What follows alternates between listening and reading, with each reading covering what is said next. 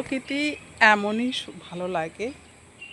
এটা আমি আমি ভেবেছিলাম এইগুলোতে কোনো হয়তো বা মধু নেই, এইগুলোতে কিন্তু মধু আছে এই ফুলগুলোতে। এগুলো বনফুল, পথের ধারে এই যে পুরো পথ জুড়ে কিন্তু এই বনফুলগুলো।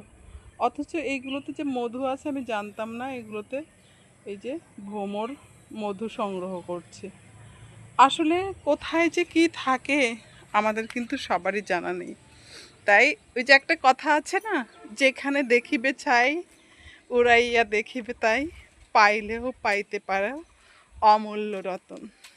তো আসলে বনফুল বলে আমরা যদি এগুলোকে মানে যদিও আমরা হলো অবহেলা করি, কিন্তু এখান থেকে মধু সংগ্রহ করে কিন্তু আমরা যে চাকগুলোতে মধু হয় সেগুলো কিন্তু আমরা ব্যবহার করে থাকি। তো এটা আসলে কখনোই অবহেলা করার নেই। কোন জায়গায় যে কি থাকে, তাই কোনো কিছুকেই অবহেলা করা যাবে না জীবনে।